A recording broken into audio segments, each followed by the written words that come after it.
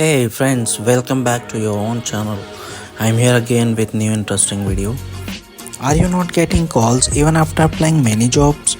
Are you using the same old resume template or format? Does your resume itself not getting selected? If this is the case, don't worry, I'm here to help you guys. In this video, we'll break down the resume creation process step by step and get you crafting a resume that lands interviews. And we'll ditch that outdated format and create a modern resume that screams hire me. Okay, so the details which I am gonna share with you guys is really having more chance of getting selected. It is going to be a very clean and concise resume template which I will share with you if you need. Okay, so first and foremost point, keep it clean and professional.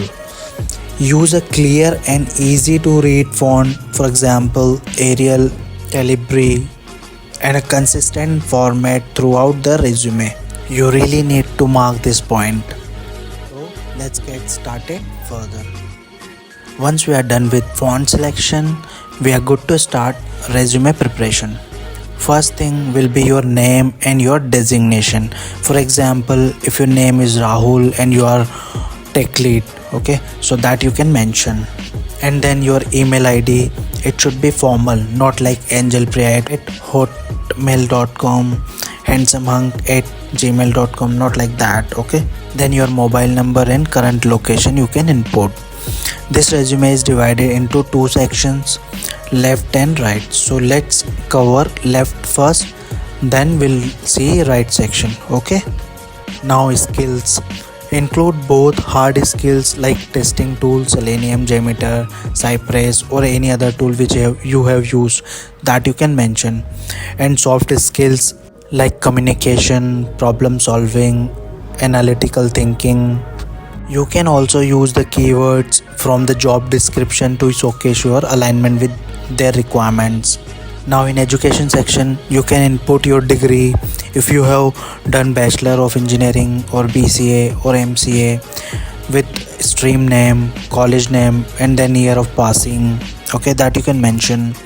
And in achievement section, if you are experienced and have got any achievements like promotion, awards, rewards, anything like that, that you can mention. And if you are fresher, then you can mention about your college time achievement, and after college if you have done any training like certificates and all, that you can mention. Okay, now let's talk about the right section, objective, the very first section. In this section you can mention about the objective of your professional career. For example, you can help in company's growth by your experience and knowledge. Then in experience section, you can highlight your years of experience with current designation and overall experience in particular industry. Okay, then comes the project section where you can mention about your 2-3 recent projects and companies. For example, currently if you're working as a dev lead for Amazon India since 2 years or 4 years, whatever you can mention, and your project application domain is e-commerce, so like this you can mention about it.